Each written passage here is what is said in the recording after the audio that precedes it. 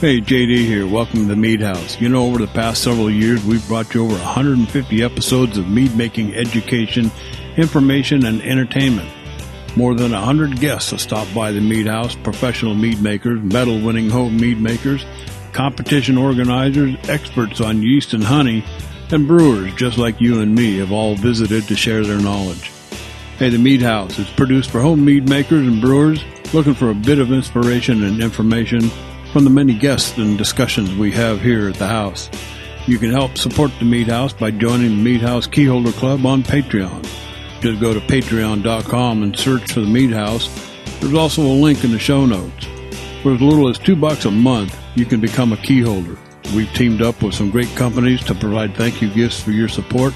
So get on over to Patreon, join the Mead House Keyholder Club, and get your own set of keys to the Mead House.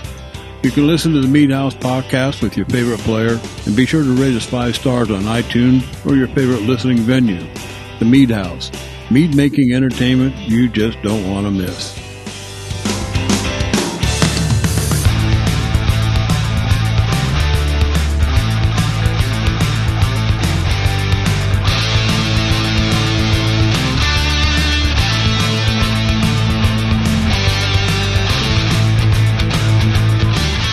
Hey, welcome to the Mead House, and for the second year in a row, the Mead House Iron Bee competition is back. And the secret ingredient is once again sponsored by Mountain Rose Herbs. Hey, let me tell you, if you want to make your food taste better, check out the products at Mountain Rose Herbs and elevate your culinary hobby by including some of their herbs and spices. I love their Mexican oregano. Include a pinch in your guacamole, 2 avocados, chopped tomato and onion, pinch of salt and a squeeze of lime, and then grab a pinch of Mountain Rose Herbs Mexican oregano and mix. It adds a great new dimension to your guac. Hey, get all your herbs and spices, teas, and more at mountainroseherbs.com. And Mountain Rose, we certainly appreciate your support. Hey, Jeff and Ryan are both seated at the bar. I'm JD Webb. Thanks for listening to episode number 150, guys. 150 episodes in the can when we get done tonight. That's really something.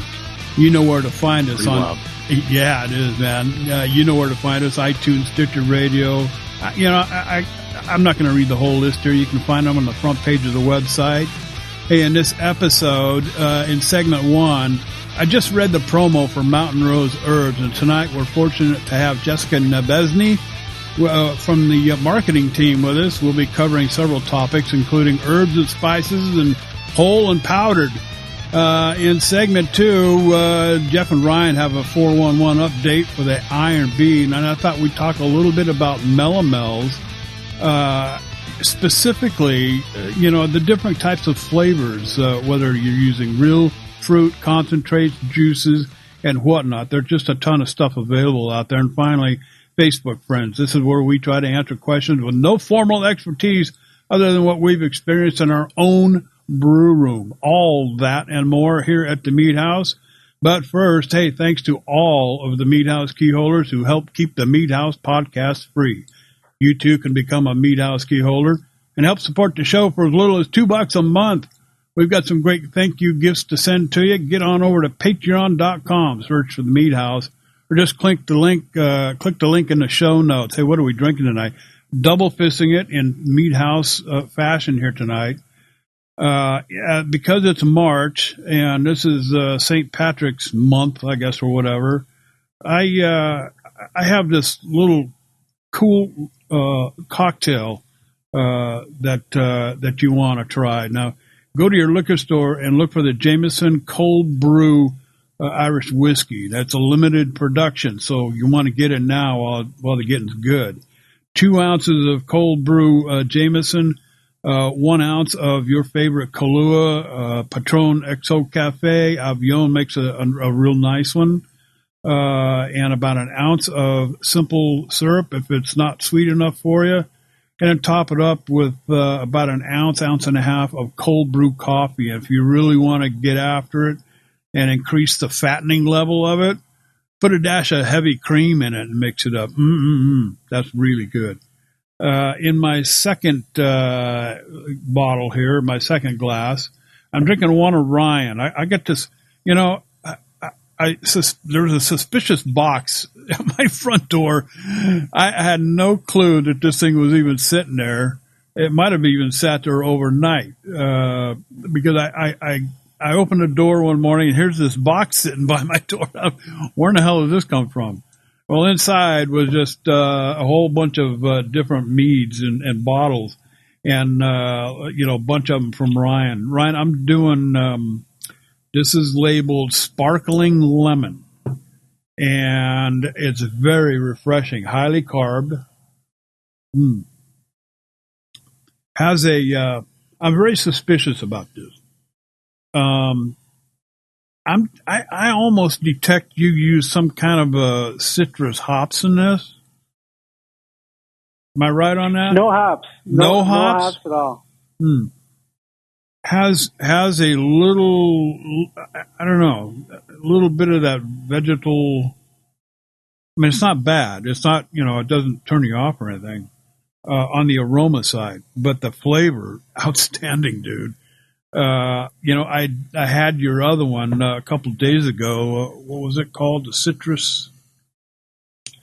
Can't find my. Yeah, note. It was essentially an orange mead.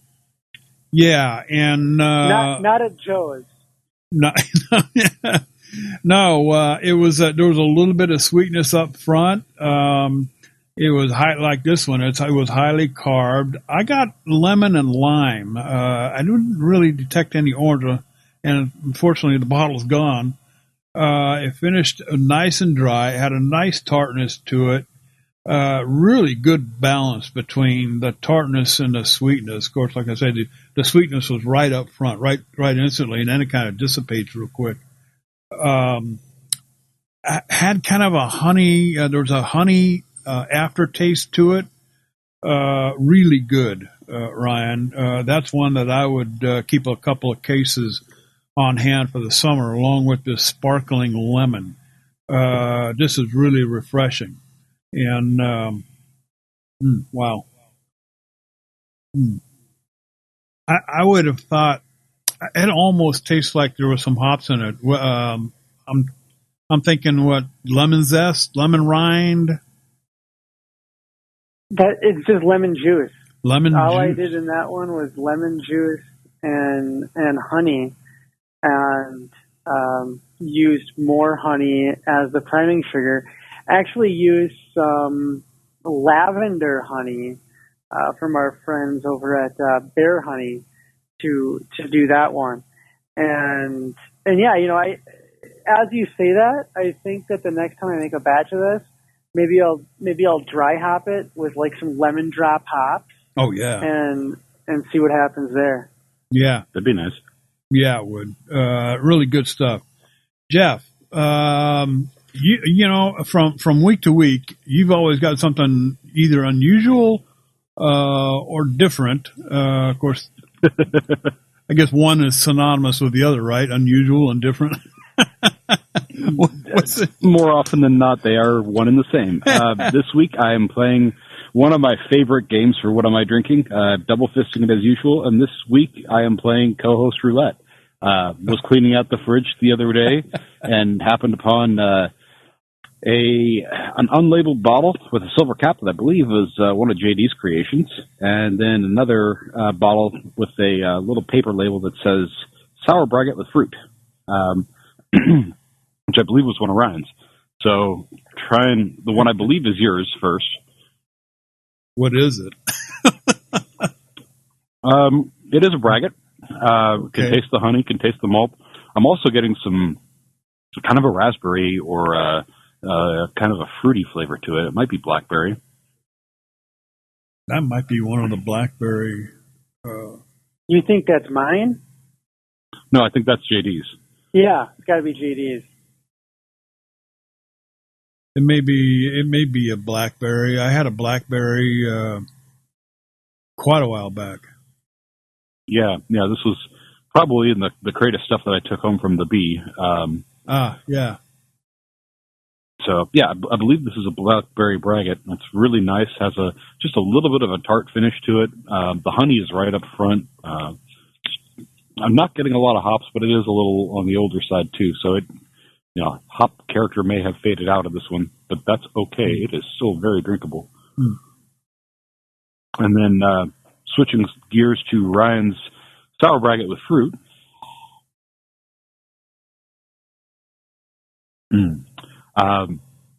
Nice crisp tartness to this one.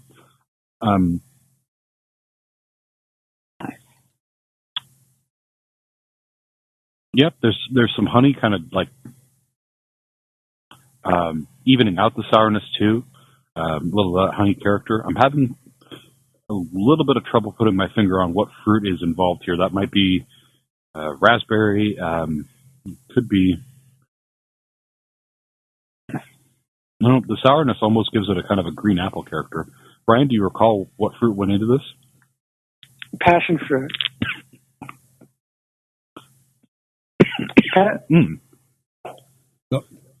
Pardon me, had a little go down the wrong hole. Yeah. Okay, now that you're saying that, I'm getting the passion fruit. The sourness is a little bit, passion fruit is a delicate flavor, so I think they're kind of throwing me off for a second. But I can taste the passion fruit in it now. Yeah. Also very drinkable. This is a nice. Like I said, the sourness just gives it a really crisp finish. A little bit of lingering kind of tingle on the tongue. Yeah, very nice. So, very pleased with my drink selection for the evening here. Excellent. And Ryan, you like Jeff have always got something cool and unusual. What is it tonight? Yeah, before I get into that, JD, you were talking about a guacamole recipe at the top. I have become a very big fan. Add pomegranates to your guacamole. That really just makes it pop and something extra special. So, follow that JD's recipe and then throw in some pomegranates and you're off and running. There you go.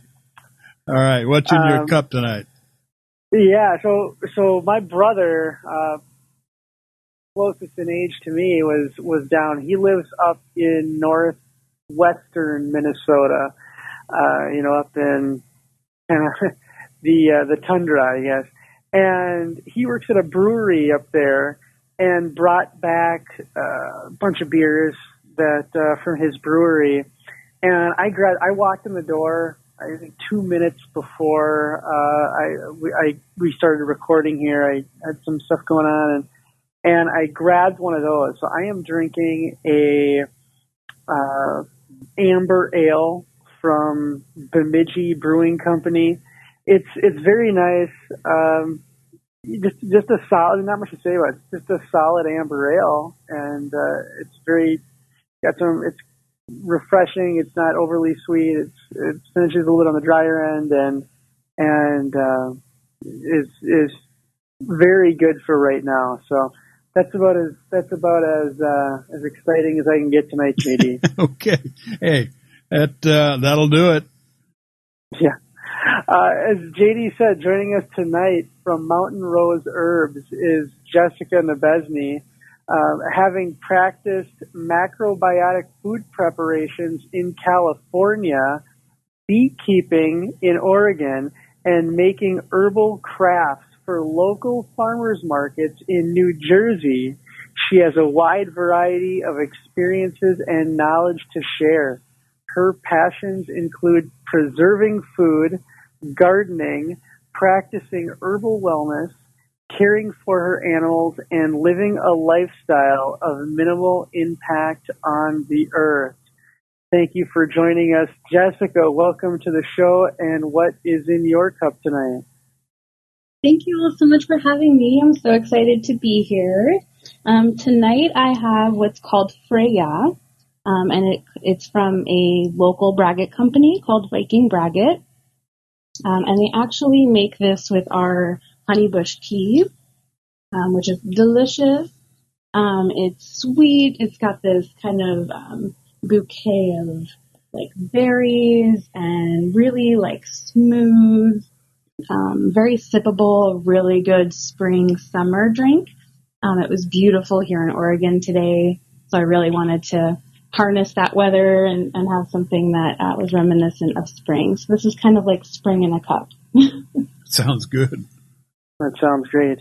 Well, thank you, Jessica, for joining us, and thank you again to Mountain Rose Herbs for sponsoring the secret ingredient of the Iron Bee again this year.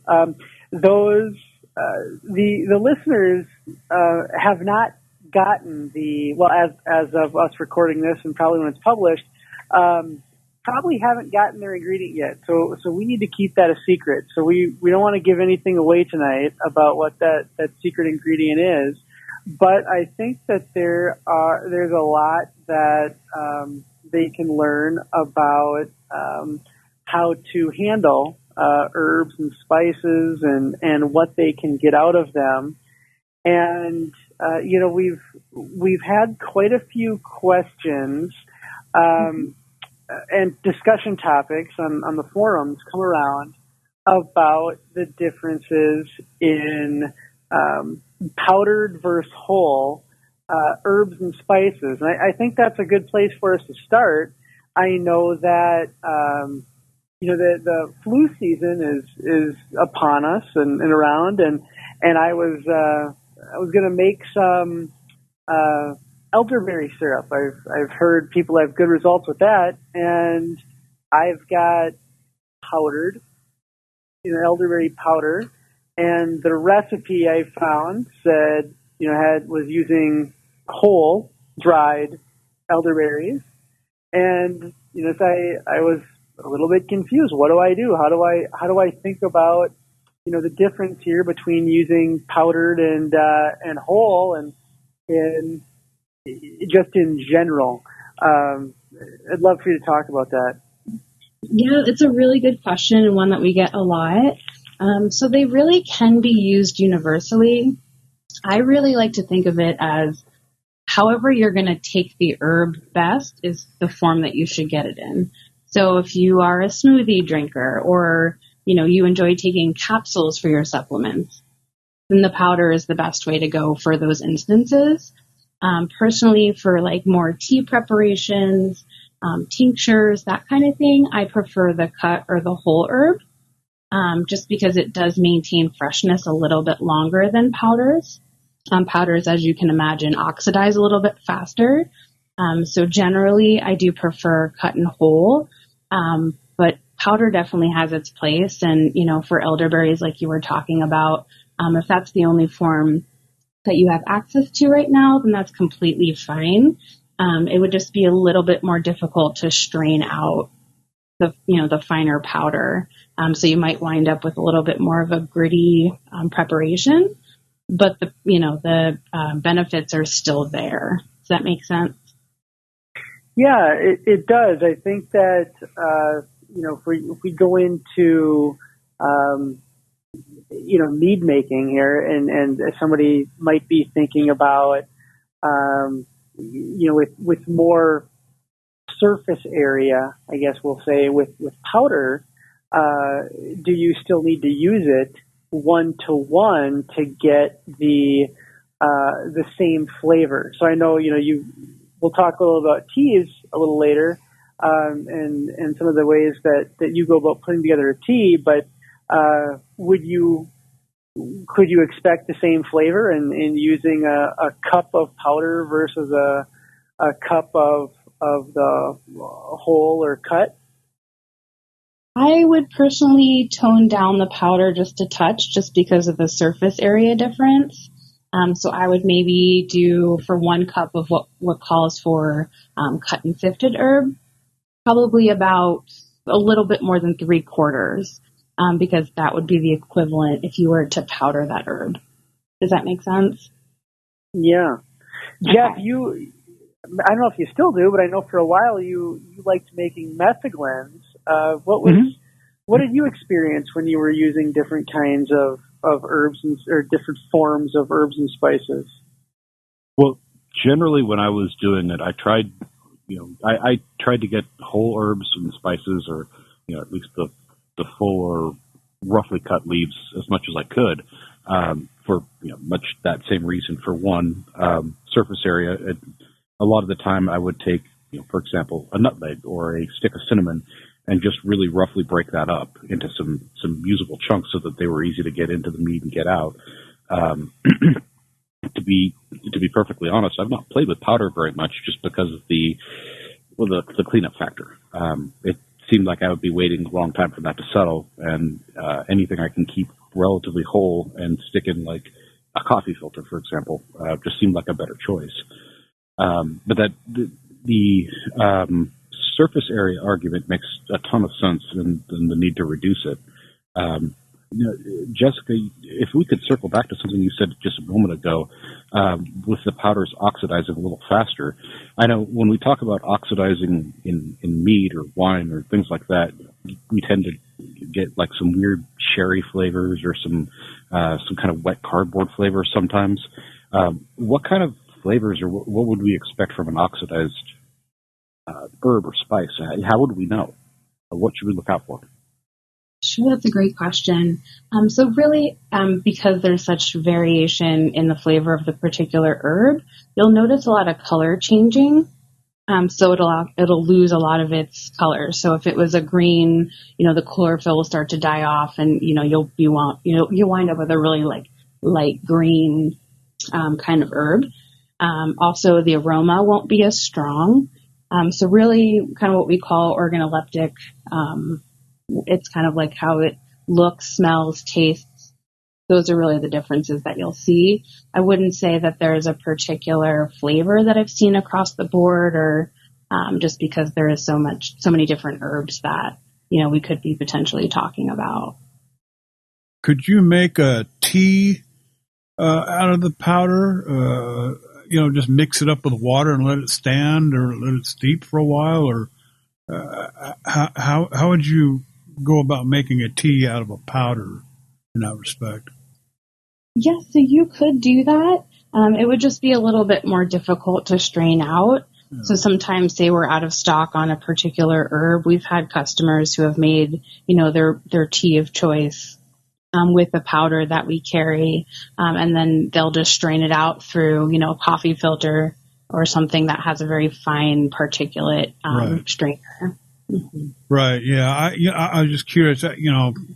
I suppose it would probably be easier to use the whole herb itself rather than the powder. Right. And you could also break up. So say you have a cut and sifted or a whole herb, you could put it in like a mortar and pestle or somehow break it up a little bit more. Just to kind of open up the cell walls and really allow that flavor to dissipate into the meat that you're making. Yeah. Now, let's go into the next, maybe dovetail into tinctures, making tinctures and extracts, and what you should. I guess the best methods of doing that, I guess kind of as I'm thinking here, would I, again, using, powdered versus the whole, and when, I guess, and then we can even go a little farther out and say, what would make for a good tincture and what would make for a good extract in terms of the type of herb or spice that you're using. Sure. So you can make tinctures out of so many different things. So any kind of leaf material, flowers, barks, roots. And so there's a lot of different methods depending on what you're working with. I really prefer the folk method overall. And that's really kind of, basically what our ancestors used to do when they made tinctures and when they made herbal preparations, they kind of eyeballed it. And so in general, when making an extract, you want to use between a quarter, if you're using dried material, you'd want to use between 1/4 and 1/2 of the jar, whatever size that you're using. And that would depend on what material you're working with. So when you're working with dried, obviously that's going to expand as the moisture in the liquid starts to, soak into the material. And then from there, You'd want to top off From there, you'd want to top off with your alcohol, your menstruum. And then with fresh, you can use a little bit more because it's obviously not going to expand as much, if at all. So with fresh material, you can use between 1/3 and 2/3 plant material to alcohol ratio. Is there a detectable flavor difference between using a fresh herb versus a dried herb? Yeah, there definitely is. With fresh, you'll definitely get more of the brighter notes, whereas dried, it'll tend to have a little bit more of an earthy flavor. I have read that from several herbalists that the dried material actually makes a better tincture if you're using it in herbal practice. I have to be careful with my language because the FDA doesn't like certain words, so I'm sorry if I have to pause and think about. Yeah, it's kind of a thing. Yeah. So. Oh God, the government's always looking over our shoulders, aren't they? I know.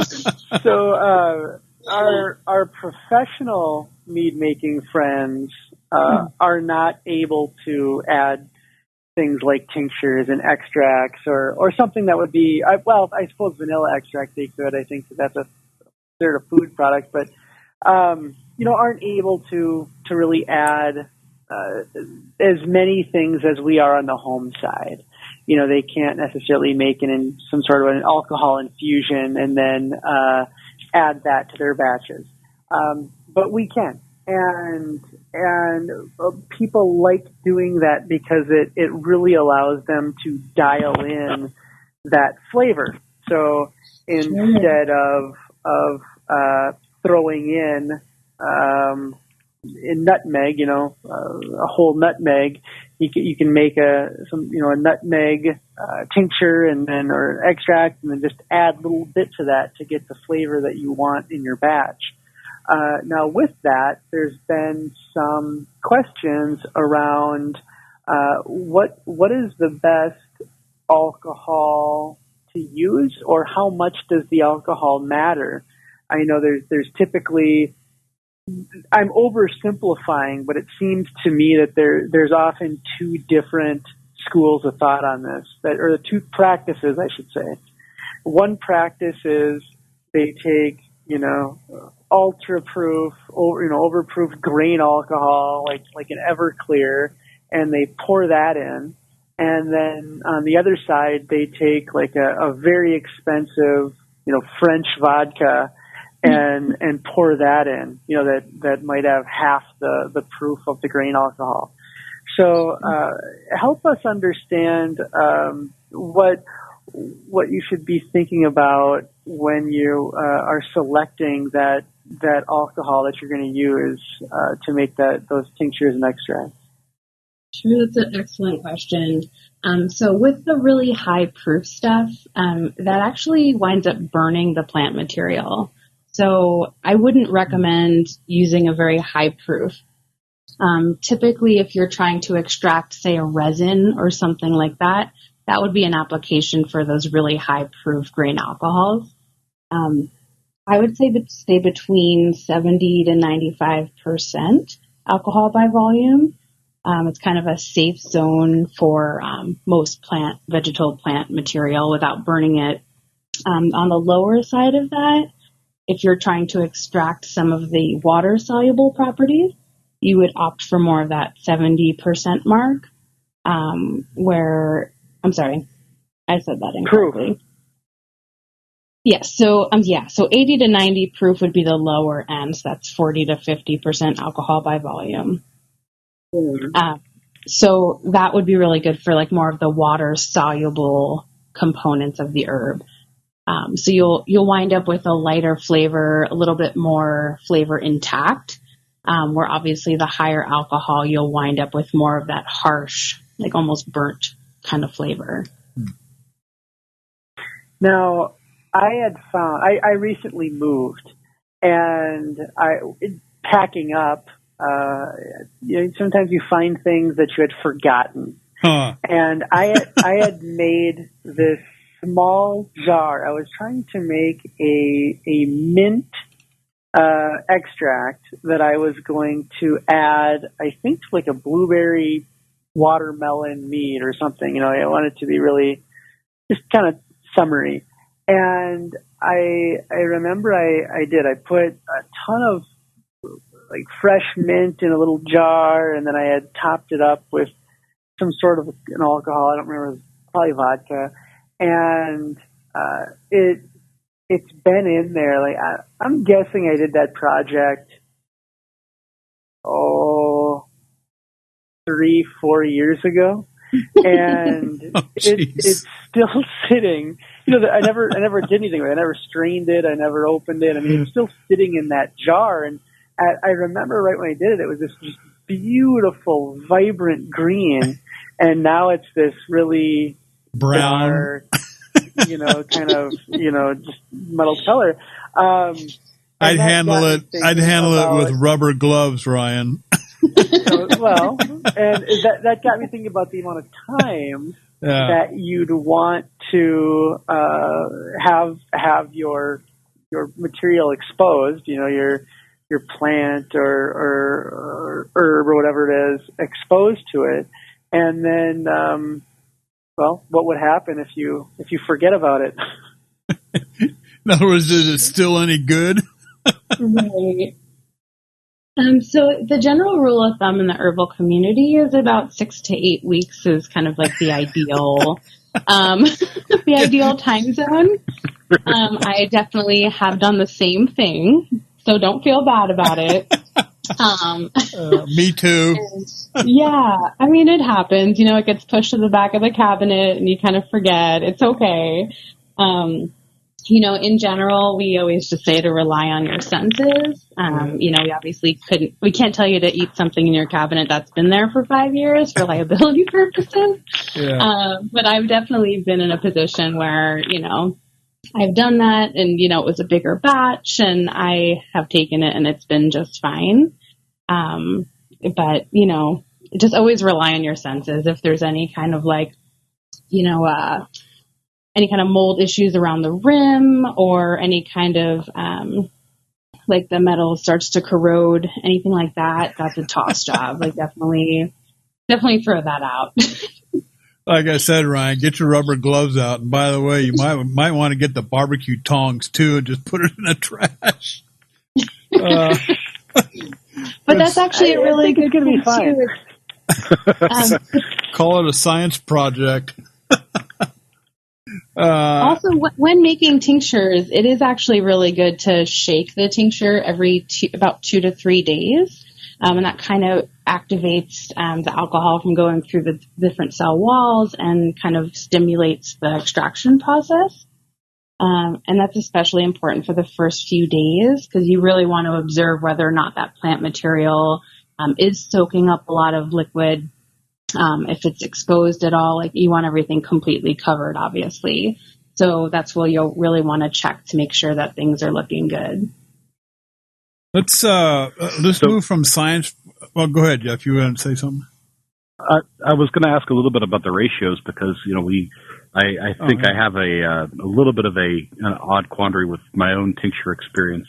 I made a sage tincture over the winter just with some sage leaves harvested from my own garden. And, you know, you mentioned, I think it was, about a third of the jar plant material, up to 2/3 if it's thicker stuff. When I made mine, I basically just filled it full of sage leaves, kind of just packed it into the jar and then poured vodka into the, I guess the little airspace left between. Have I overdone it? Is it still going to be, you know, good? Is it still going to be usable, or should I try to tone that down some? That would be a pretty strong tincture, but you could use it kind of like a concentrate at that point. So if you did want to tone it down, you would just use a little bit less. You could also, I've done that before where I kind of overdid it on the plant material, and then I just transferred it into a larger jar and then kind of diluted it with more alcohol just to kind of bring it down a little bit. But it's totally fixable and easy to do. Okay. But as it is now, it's fairly concentrated, you're saying, so I could just use a few drops of that and still be good, ostensibly. Is that correct? Yeah, absolutely. Cool. Let's put the science projects back on the shelf for a minute. I want to talk about teas, which is something I haven't experimented with in my little brew room here, but am eager to try. I'm looking for a summertime, refreshing, quick drinker, low alcohol adult beverage that I can put together. And I want to start using some teas now. Teas to me come in two forms. One, herbs, making a tea from herbs, similar to a tincture, but not using alcohol, obviously. And then teas themselves, like regular. What do you call it? Sinensis. Yeah, yeah. What would your approach be to now? You're not a home brewer, I understand, correct? Yes, correct. Okay, so this might be a difficult question. We generally work in 5-gallon batches of mead or beer, and so knowing I guess it's going to be a taste thing. But what would be your approach in putting together a tea? To be added either during fermentation or after fermentation. What would be your approach? So kind of akin to the Folk method that I was talking about with making tinctures, that principle can also be applied to tea making. So I really like to measure in parts. Mm-hmm. And that'll really enable you to kind of scale up for those larger batches that you're talking about. But then you can also just make yourself a cup of that tea if you have some leftover kind of situation. Yeah. So I kind of look at tea blending in 3 different, kind of like a triangle. So you have kind of your base. So that's the ingredient that you'll use the most of. So let's just say for argument's sake, we'll use 3 parts of a base. Okay. And then you go up the pyramid and then you can use 1 to 2 parts of what you would call kind of like the supporting herbs. And that would kind of, play nicely with that base note, but isn't quite like that top flavorful note. It's not gonna be the first flavor that hits your palate, if that makes sense. Yeah. And then as you go up the pyramid, that's that initial top note that you'd want. So those are more of your really aromatic herbs, like say lavender or rose or citrus, the thing that would really kind of pop the tea blend. So just to put that into practical application, let's say I wanted to make a chamomile hibiscus lemon blend. How would you go about kind of structuring that pyramid if those are the flavor notes I wanted? Sure. So I would say that the chamomile would be the base note. It does kind of have this ability to stand alone. So I would, in that application, have that as the base. The hibiscus, what was the third one? I'm sorry. Lemon, okay. So then I would say that the hibiscus would be that second note, and then the lemon would be that top kind of sharp note. You obviously wouldn't want to over lemon the tea, right? So I would kind of deduce that way. A lot of these ingredients don't necessarily have to always live in the same category. So depending on the blend, you might have an ingredient that is sometimes the top note and sometimes the middle, or sometimes the base and sometimes the middle. So it really depends on the blend itself. But that's kind of like an overarching philosophy, I guess you would say, to tea blending. We do have some really lovely ingredients. If you'd like, I can give you some examples of what those could look like. Please. Yes, please do. Yeah, so for the base, that honeybush tea that I was drinking in the Freya is lovely. It's very sweet on its own, very smooth, kind of fruity on its own too. I love that tea. It's actually one of my absolute favorites. What is it again? It's called honeybush, and it actually, it grows in South Africa, on the Cape of Good Hope is where it's known to grow best. and it's absolutely delicious. It's kind of similar to like a rooibos. I don't know if you've ever had rooibos. No. No, okay. It's a red tea, and it's pretty sweet and smooth on its own. It's a very drinkable ingredient. I like to say that those two are like ingredients that people who don't even like tea would like. Very forgiving. And then another one that I really like as a base would be raspberry leaf. And then oat straw is also very lovely. And then so say like a middle note for those supporting flavors. I would say basil is actually a really good one, kind of unique. And I can also see that being really good in a mead, like maybe like a strawberry basil mead. Sure, yeah. Oh, yeah. Also, lemongrass is delicious. Holy basil is lovely. So those would be good like tie-in flavors that kind of accentuate the base but aren't going to totally pop the flavor. And then those top notes, like I mentioned, the citrus peel, orange peel, cardamom could be a really good one too. I really do like cardamom, lavender, spearmint. Have you guys ever tried Schizandra berry before? Oh, what? I have not, but I hear that they taste like schnozberries. Good reference. Oh my god. So Schizandra berry, they call it the 5-flavor herb because it has flavors that are sweet and salty, bitter. What's the other one? Pungent and sour. So it has all 5 flavor notes in one berry. So you probably wouldn't want to use a lot of it, but I could see it adding a really interesting twist to a mead, especially if you like kind of like a little bit of a sour punch. Wow. I've got quite a list going.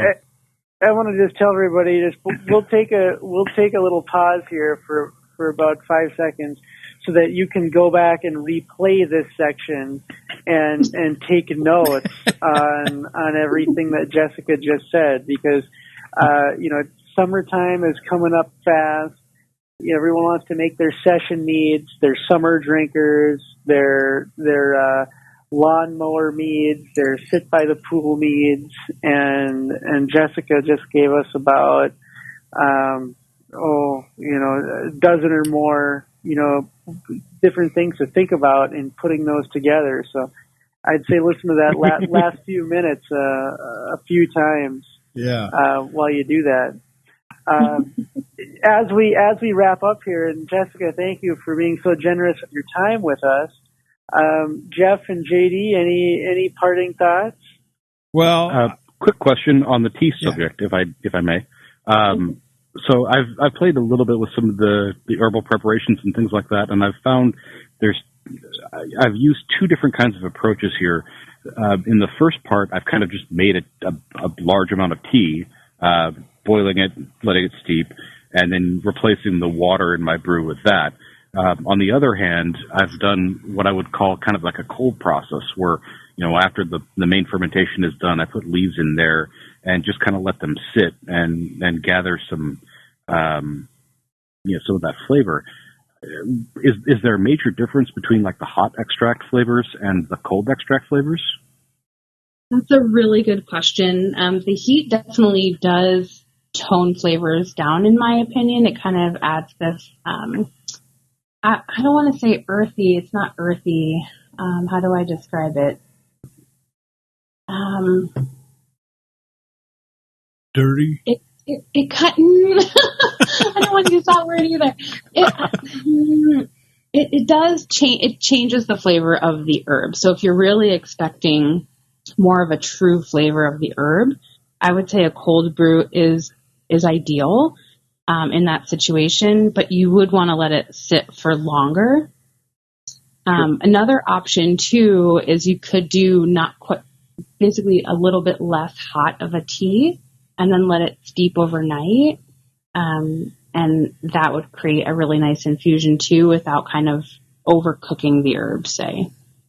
Good point. Okay, I might try that. Yeah, good point. I tell you, Jessica, I've got like 6 kegs of ideas going here from from our discussion tonight. The hard part is going to be picking out the one I want to do first. So. Oh, well, good. I'm going to send you my address. I can't wait to taste them all. Well, do that. Ryan, you've got her. Do you have her information? I don't have her personal mailing address, but let's do that offline. Let's get a hold of Jessica offline, and let's get her in the loop here. One more plug for Mountain Rose Herbs, and this is on a personal level. I have found that the herbs that I get, I do all the cooking in my house. I mean, from the provincial herbs to the simple ones like basil and oregano and those kinds of things. I'm telling you, you have upped my game in the kitchen. My sister too. I can't say enough about Mountain Rose Herbs. If my sister, if it weren't for her husband, she would sleep in her kitchen. Okay, she's a culinary hobbyist, and I turned her on to Mountain Rose Herbs, and now she swears by them. And she gets all of her herbs from Mountain Rose Herbs. So, to our listeners out there, I'm serious. I mean, if you really want to up your game in the kitchen with your herbs and spices, check out Mountain Rose Herbs. We'll put all the information in the show notes. Jessica, been a pleasure. Thank you so much for having me. It's been super fun. Oh, we'll have you back for sure. Awesome. Thank you so much. Okay, have a good night.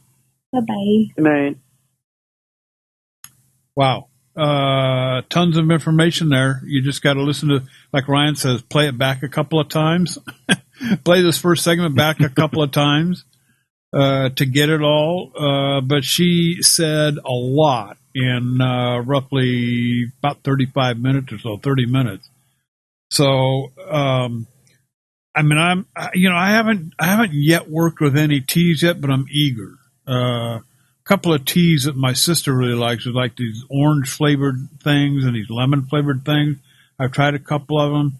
I could see where they could go really good in a mead or even a braggot. Because I've been toying around with.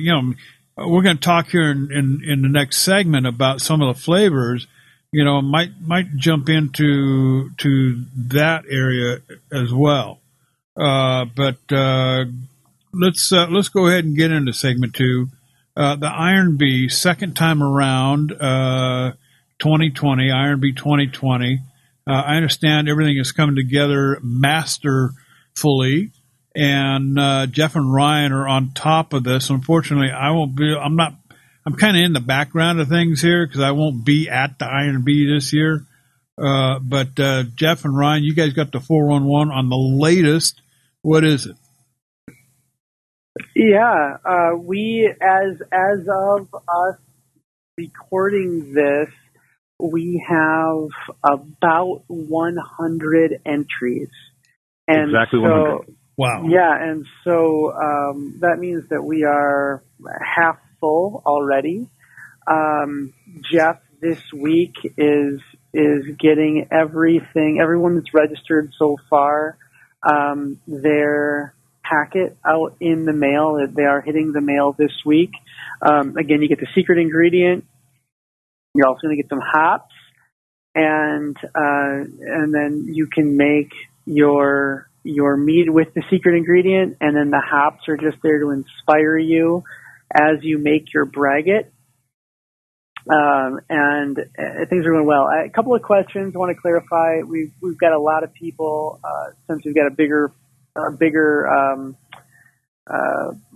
entry pool, more open slots. So that means a lot of first time people to competition asking some questions about the entries. And I wanted to clear a couple things up, or try to be as clear as possible.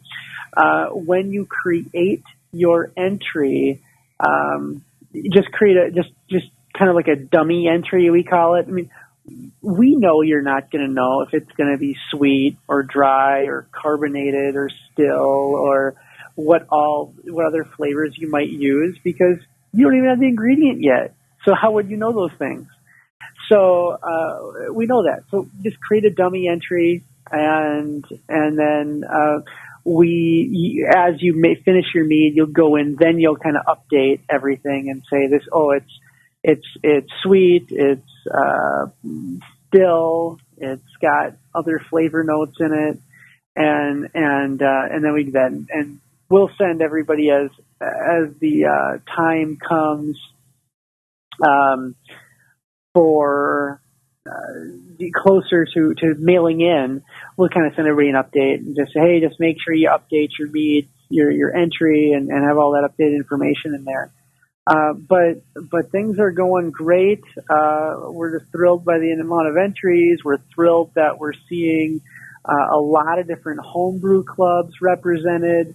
A lot of people really enjoy this now, the duality of the event, in that it's you've got the secret ingredient main event, and then you've got this braggot challenge where any kind of braggot you want to make is fair game, and that it's going to be judged on drinking pleasure. I've heard a lot of excitement around that, and things are just going great. So again, if you've been putting off registering, or you've had questions about registering, get in there, register. We still want to get your ingredients with as much time as possible to play with them. And this is also one of those really fun challenges, I'd say, for two other reasons. Number one, a ton of first-time competitors were in this last year, and a lot of first-time competitors are in it now this year. This is a great event for the first-time competitor. So if you are thinking, oh, I don't know if I'm ready to enter a competition, or if my stuff is up to that caliber, this is where you get into the pool. Dipping that toe into the pool, because everybody's in the same boat. There's not somebody who's been honing their recipe for 35 batches, and now they've got their strawberry basil mead just exactly dialed in. This is, everybody's going to get an ingredient, and you're just going to make whatever you can with it, the amount of time you have, and you send it in. And so it's a lot of fun that way. It puts people on kind of some even footing that way. It's a lot of fun. And you get two entries. You get to make your ingredient, you get to try your hand at a braggot, and you do that. So if you're on the fence that way too, if you think, oh, I'm a first timer, or my buddy hasn't done it yet, encourage him or her to do it. And then lastly, this is also one of those really fun challenges where you can kind of do those like inter club or inter brew buddy challenges, where it's fun when you both enter. I've got a few brew buddies around here, and in other competitions we'd never be in the same category. Some guys tend to go sweet, I go dry, or methaglins and melomels and things like that, and you just your wheelhouses don't line up.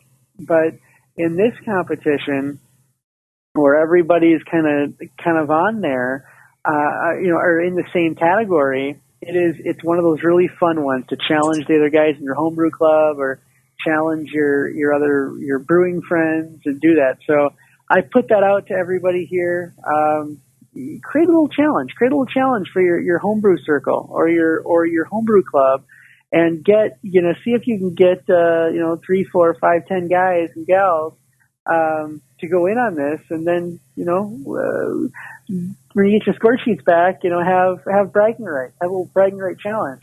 And you know what? I'll even up the ante on that. If you do, if I don't know, let's just make up a homebrew club, Quaff or Kansas City Beermeisters, or the Minnesota Homebrew Club, Minnesota Homebrew Association. If you guys, you do that and you write us in and say, hey, we're also doing a homebrew club challenge or a brew buddy challenge. Maybe it's just the, Benjamin Street Brewers, and that's what you call the 3 neighbors that brew with you. If you guys do that we'll let us know, and we'll send you another little award that you guys can give to whoever gets the bragging rights.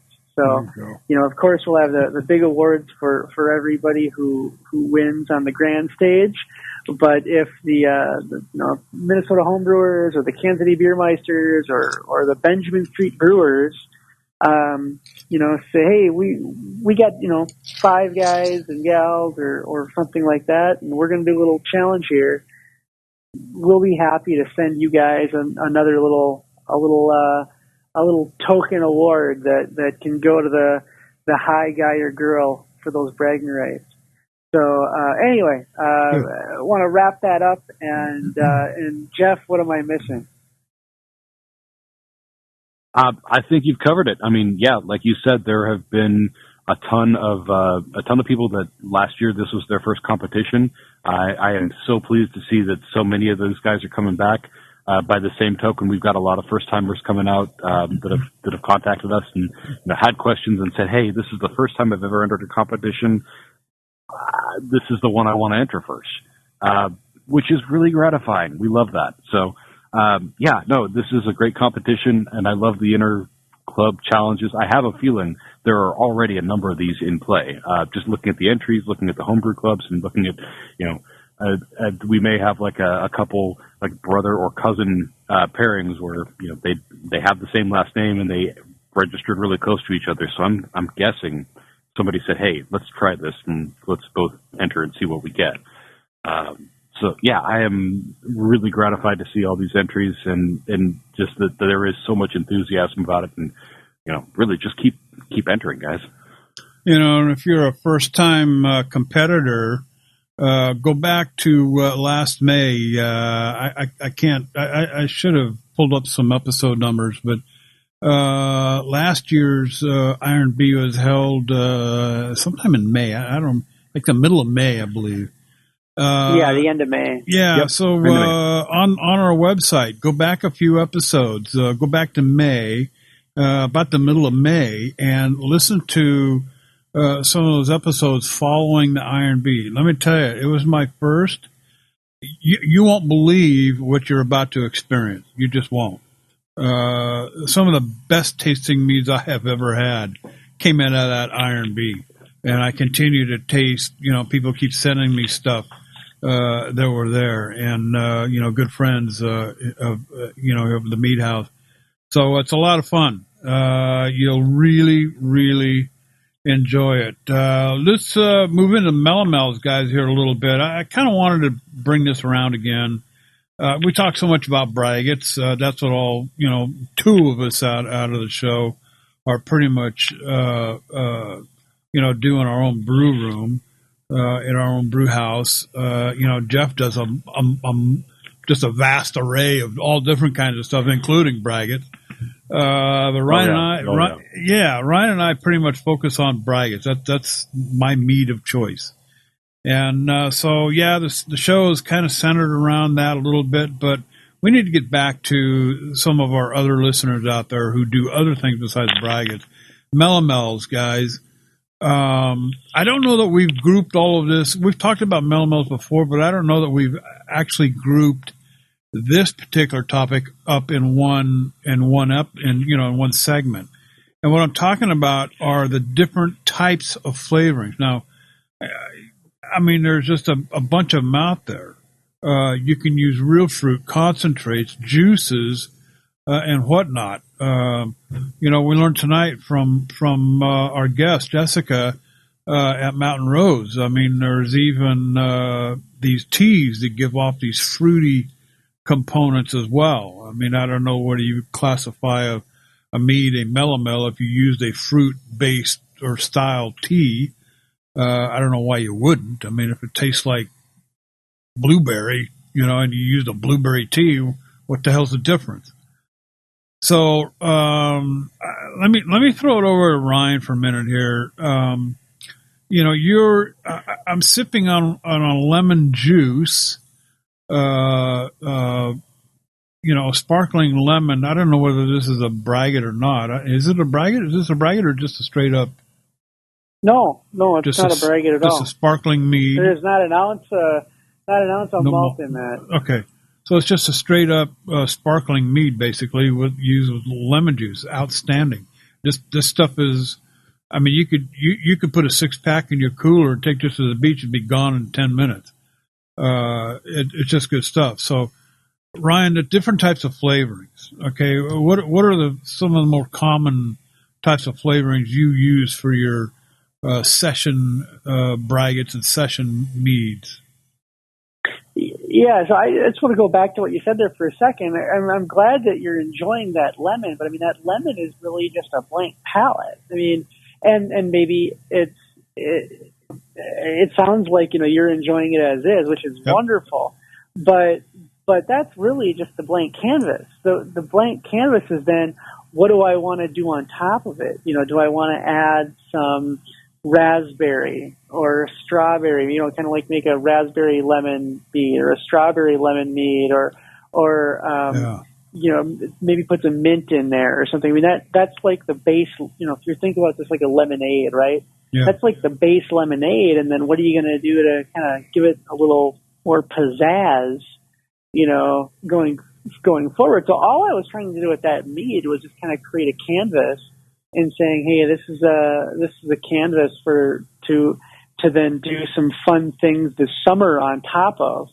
And I'm glad it turned out well, because I think that's also what I'm going to do. Like I said, you could drink it as is, and it's fine. My go-to meads are or melomels as we get into summer here.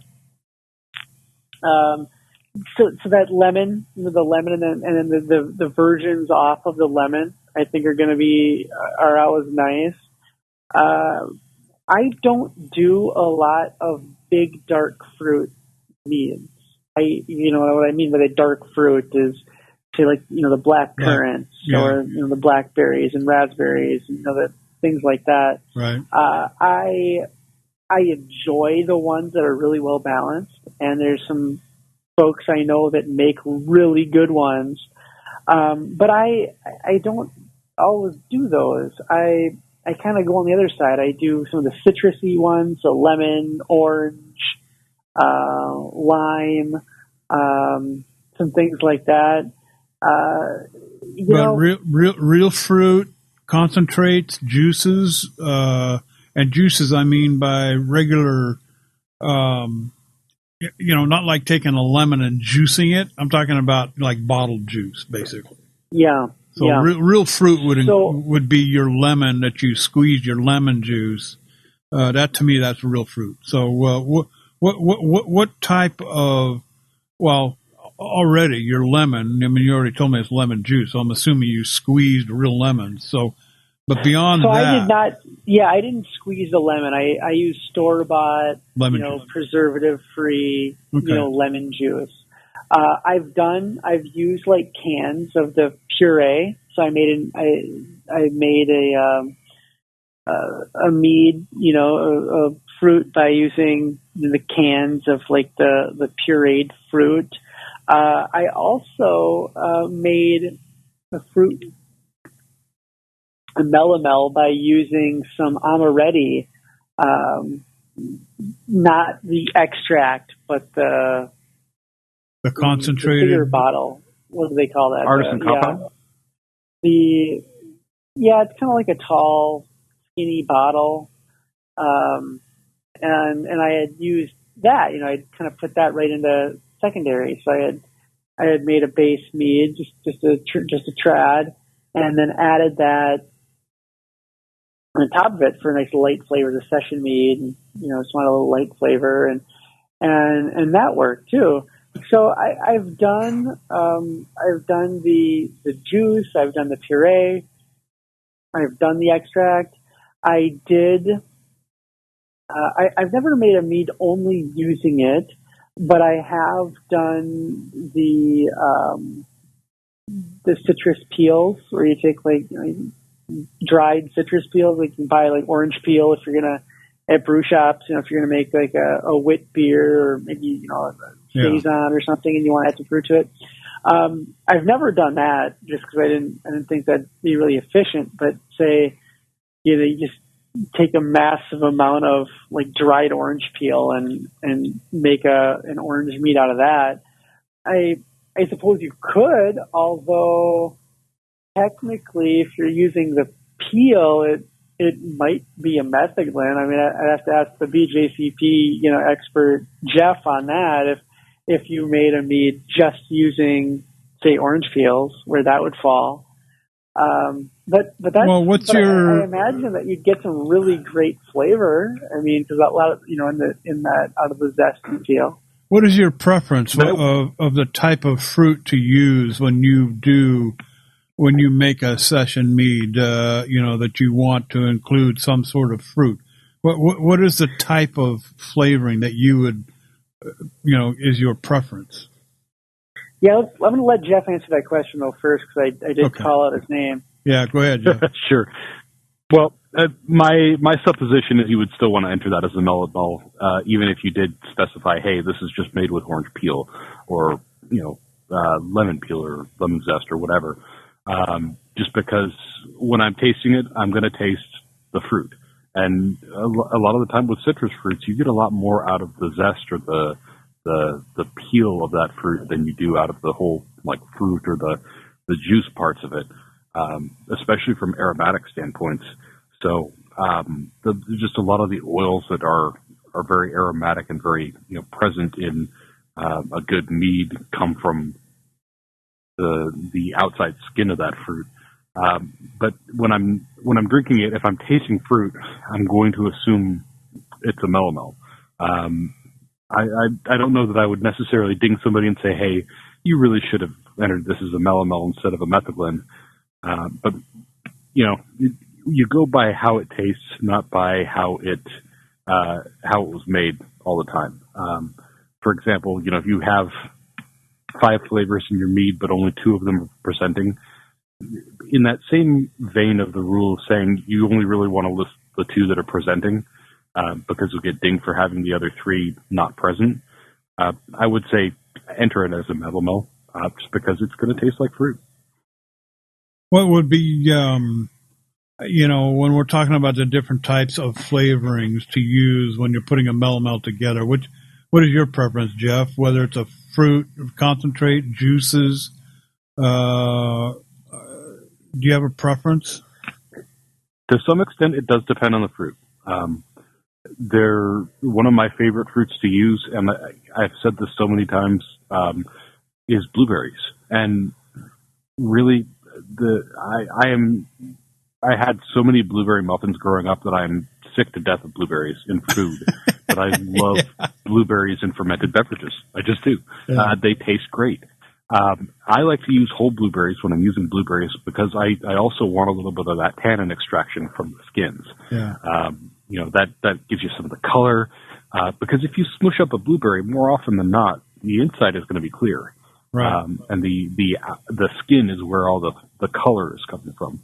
And I like, especially with the session mead that I made last year and that I'm probably going to repeat again this year for spring, summertime. I like that kind of pinkish, purplish little, light coloration that the skin gives it. So I'll use whole fruit on that. Absolutely. Just smush it up, put it in a bag so it's easy to extract.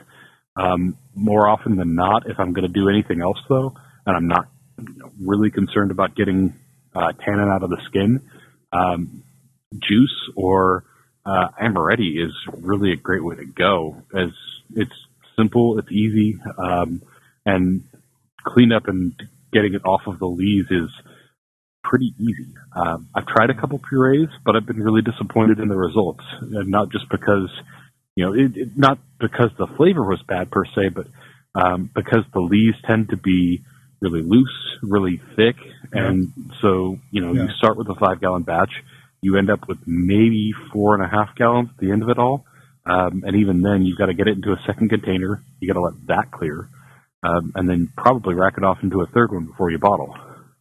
Well, and the other thing, we talk a lot about back sweetening, Ryan, and is there a problem in back sweetening with a fruit juice, or some sort of a concentrate that you've kind of dumbed down a little bit, reduced down a little bit. We talk about, some people like to back sweeten with a cup of honey or whatever, sweetness level they're looking for. Why couldn't you accomplish the same thing using fruit juice to up the sweetness level a little bit? Have you ever done that before? Yeah, so, I don't typically back sweeten, but I bottle condition. And so I have bottle conditioned, which essentially is back sweetening, but I let the yeast keep going. Fermentation's, you kind of get where I'm going with that, is that if I was stabilizing it and I was adding this additional sugar, I just wouldn't, it'd be sweeter, but I'm doing it to get a little more flavor or as I condition. I've done that with like cherry juice.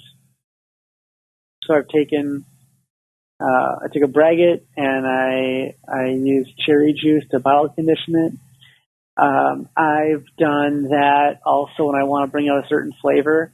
I've bottle conditioned with the Cascade beer candy syrups, flavored beer candy syrups. Yeah. And so with the different ones they have some fruity ones, also some like vanilla ones and things like that can help bring out, those flavors. And so, yeah, you don't have to just use, I'm going to go back to bottle conditioning here, but you don't have to just use corn sugar to bottle condition, which is the standard, homebrew shops, things like that.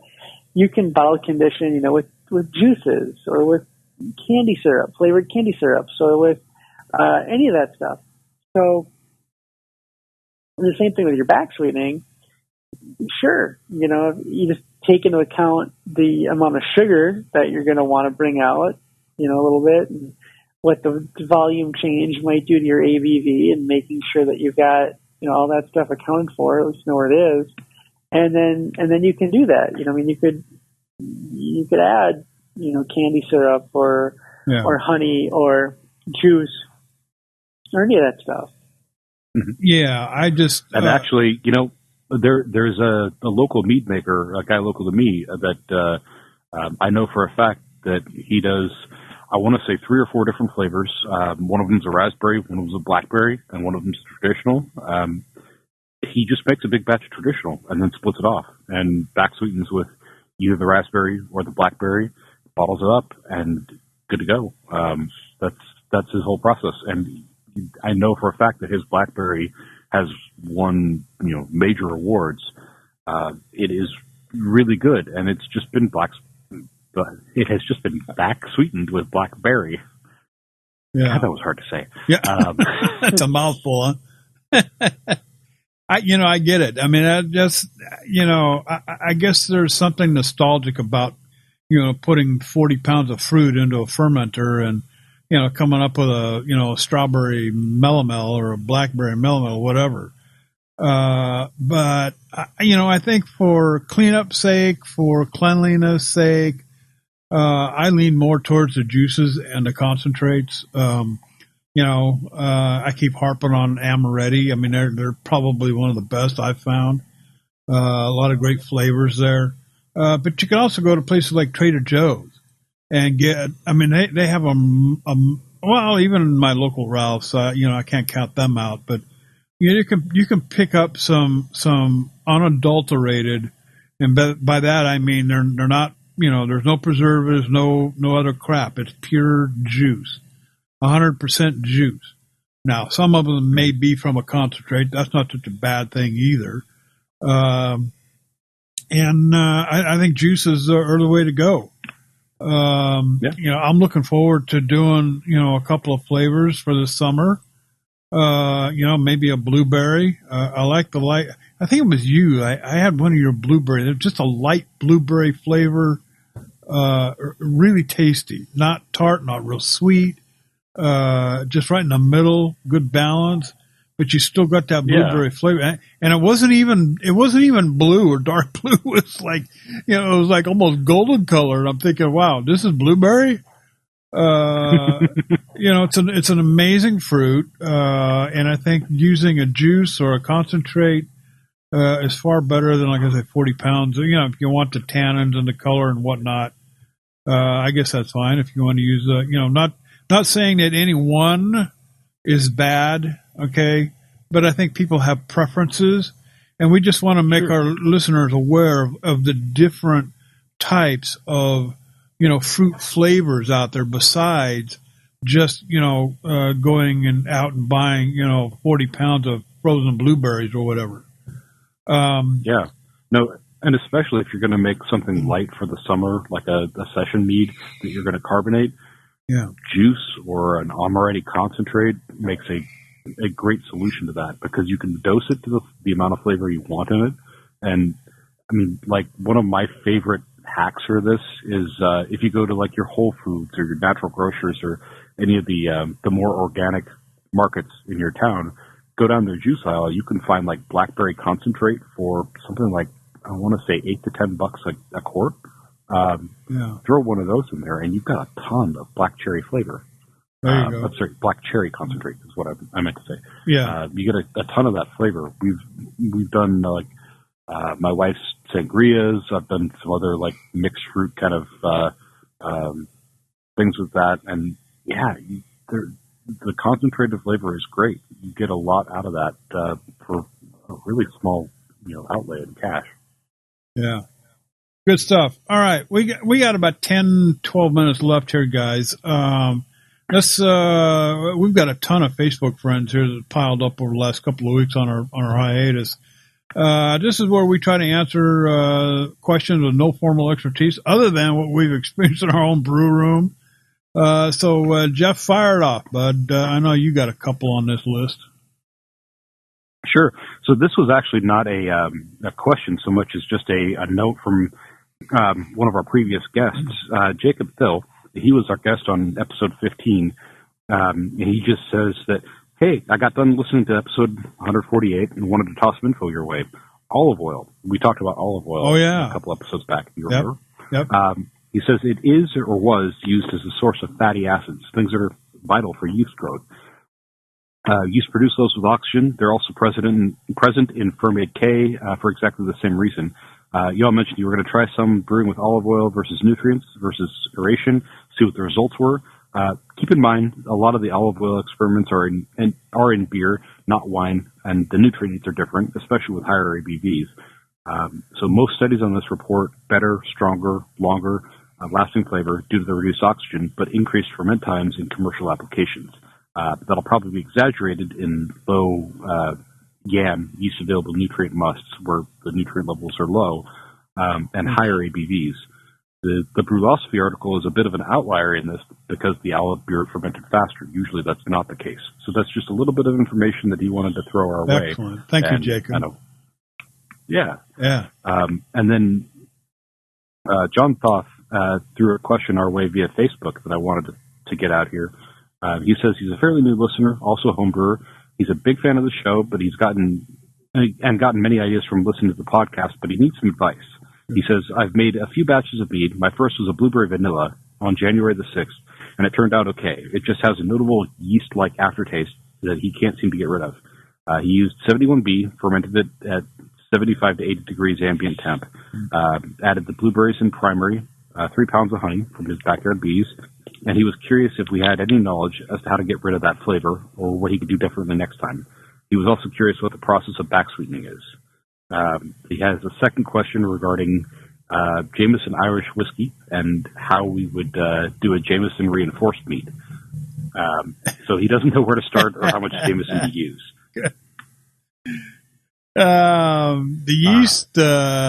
yeast thing, right off the top of my head, I'm going to say temperature, maybe.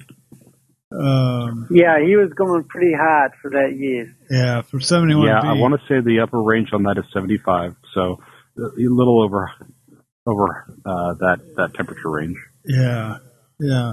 I would ferment, John, at a little lower temperature. When I use 71B, my go-to temp is 68 degrees, and that's it. Same. Yeah. I try to go no higher than that. I think I'm getting the best out of the yeast at that point. I'm getting the best out of all of the other additives that I might have in that particular batch. 68 degrees. Try to stay right there. You can even go lower if you want. 65. It'll still ferment at 65. I've had good ferments at that temperature too. The Irish whiskey thing, that's kind of my wheelhouse, dealing with whiskey, bourbons, and whatnot. Yes, it is. This is purely, John, a taste thing. Okay, strictly a taste thing. Always will occur in secondary, obviously. But this is something where you really need to be on the money, okay? Because once you put it in, you can't take it out, like a lot of other things that we deal with, in our mead making.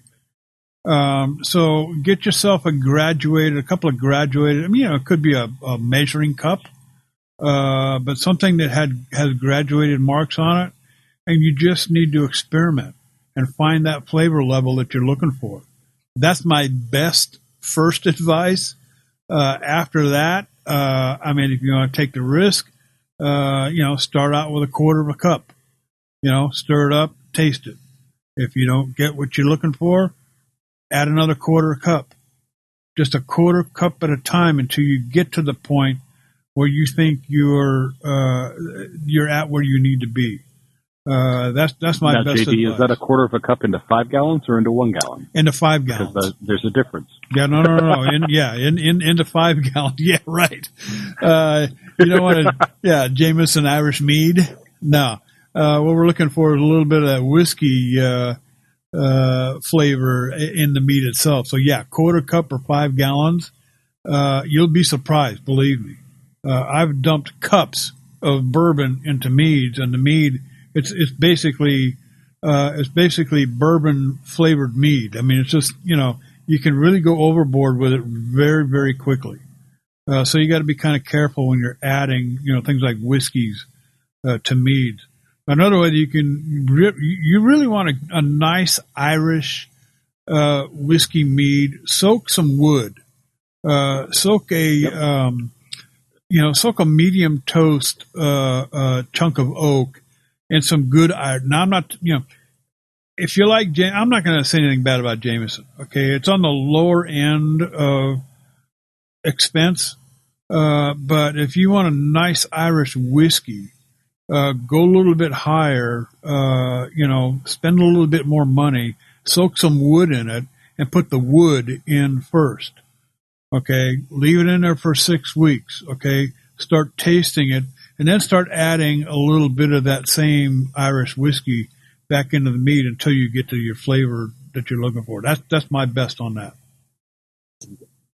Oh yeah, I'll second that. The other nice thing is he's talking about adding whiskey to a traditional. A little bit of wood will also give him some tannins and round out the meat and make it taste nice too. Yeah. So I think that's a home run. Yeah, and if you want to kick it up a notch, one thing that I found that you can really you can define that whiskey flavor a little bit more by even adding things that are commonly that you find common in bourbons, like vanilla. Okay, not a whole vanilla bean. You'll start out with maybe a quarter of a vanilla bean. You're just looking for the essence of vanilla, not vanilla. You don't want a mouthful of vanilla. You're just looking for the essence of that vanilla. That's a very common flavor found in good bourbons, good whiskeys. That all comes from the barrel itself. So other things like brown sugars, things that will brighten up that bourbon or whiskey flavor a little bit, might coax it along a little bit more. So that's all I'll say on that. Ryan, throw the mic over to your side of the house here. Facebook friends. Yeah. We had a few different ones. We were talking about fruits, and I was talking about citrus fruit. And Anthony said grapefruit juice, orange juice, and raw honey, all from my family's grove. Wow. Any tips? Anthony, let me get you my address. Any tips on running citrus in initial fermentation? That sounds like a Ryan question. A lot of people talk about. That's a Ryan question. What's that? That's a Ryan question right there. Yeah, sure. I was going to say, I've heard a lot of people say that they've had trouble with citrus fermentation. I never have. Never. And the reason that I don't think I've ever had is I'm not loading up the, heart of darkness quantity of fruit in those meads. I'm not doing pounds and pounds per gallon. I'm adding, session mead stuff. So session mead amounts of citrus. I would say that, if you want to make a nice, refreshing mead, grapefruits, oranges, that kind of thing. Juice, I think you can put your juice in primary. I mean, you can zest all of that stuff. I think you might have two choices when you zest. You could drop the zest right into maybe secondary and get some really bright flavors there. Or, thinking about what Jessica was talking about, you could take all that zest and fill up a jar and make a little tincture out of it. And then you could add that, in as well. But I think, it might be labor intensive, but I would zest all of that fruit before I juiced it, so that I can kind of give it a 1-2 punch there with the juice and, first the juice and then the zest. But that's just how I think I'd handle it. What would you add, Jeff? So I would go for it. Again, I would zest it and then juice it. I have found I tried once to juice first and then zest. Does not work. That's way more labor intensive than you want to get into. That said, as far as problems with citrus ferments, I know basically every stall that I think I have run into has been because I wasn't degassing at the first week or so, and my pH was dropping because a lot of the CO2 became dissolved in solution, which formed carbonic acid and just made that pH plummet. And it was very hit or miss. Not every batch I did before I started degassing stalled on me. It was kind of just, once in a while, it's stalling again. Damn it. So watch your pH. And if you're going to throw in a ton of grapefruit juice or lemon juice or something like that, or orange juice, you got to keep an eye on it. And 3.0 on the pH scale seems to be kind of that trouble zone. If you go a little bit lower than that, the yeast is going to just say, "No, I'm out. I'm done. I'm not going to do any more." So try and keep it above that as best you can. And maybe that means, you're only adding a little bit of the juice into primary, and you're adding a little bit more into secondary once things have progressed a little bit further and you've got closer to a finished mead. But I would definitely say that, the zest is, like I said before, the zest is a strong aromatic profile. All the oils and stuff that come out of that, they're also, like Ryan mentioned, great for a tincture opportunity there. The juice itself, I would still put in primary, at least a little bit, just to get some of that flavor, get some of the yeast chewing on the sugars involved in it, and just kind of get it incorporated. You may not want to put all of it in up front. It's kind of going to be a trial and error, touch and see, so to speak. So, but I would definitely go for it. That sounds amazing. Good enough. All right, guys, we're going to leave it right there. There's another Facebook friend here that we need to get to. We're going to move to the top of the list for next week. It's from John. He's talking about a braggot. And I was just reading through it. You're right on the money, dude. We'll get into more of that in the next episode of the Mead House. For now, hey, John Toth, Jacob Thill, and I believe it was Anthony. Thanks, guys. Really appreciate it. And we're going to dump it here right now. Thanks for listening and hanging out with us this episode. And special thanks to Jessica Nebesny from Mountain Rose Herbs for stopping by. And I can't say enough about these guys. If you don't believe me, go back to the top of the show and play the lead into this episode once more time. Hey, don't forget, let us know what you're brewing. We might even give you a call. Email us info@themeadhouse.com or just send us a message on Facebook or on the Twitter, both at The Mead House. So, in the meantime, you know how it reads. Happy mead making. That's it for this episode. Ryan, flip the lights off. Jeff slammed the door shut. Hey, we'll be back next week with episode number 151 of The Mead House. We're gone.